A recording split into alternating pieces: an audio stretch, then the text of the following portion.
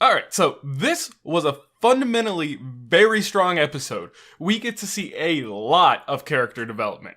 Let's start with the license testing though. This was so well done, especially for it finishing off in this episode.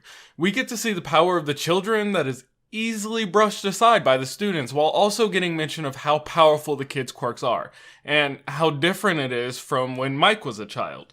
The mixing of quirks causing more powerful quirks to appear in the younger generations, and we get a mention of the quirk singularity doomsday theory.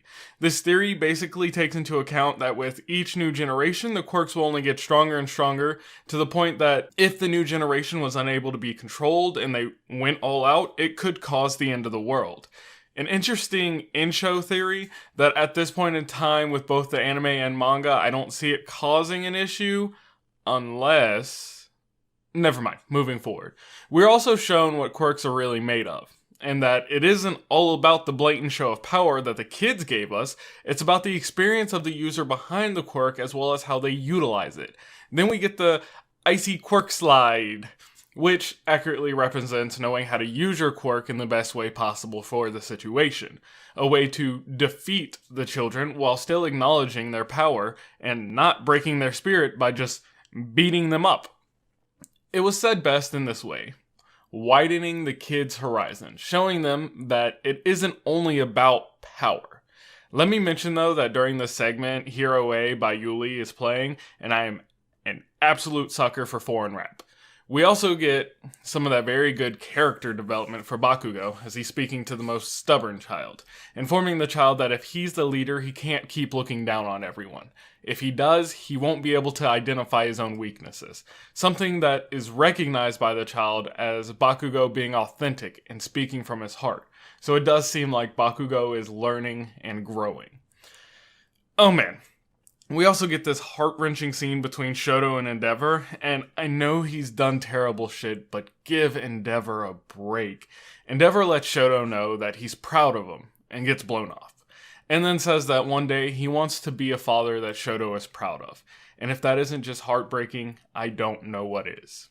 But we do finish this off with a touching scene of Shoto looking back at Endeavor, then turning around and smiling.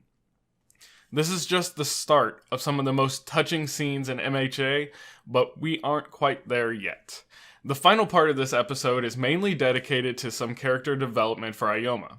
And man, is this not only really good, it's also really creepy. Like, Ioma is a straight up creep. As he harasses Midoriya with he leaves a very cheesy message just saying, "I know."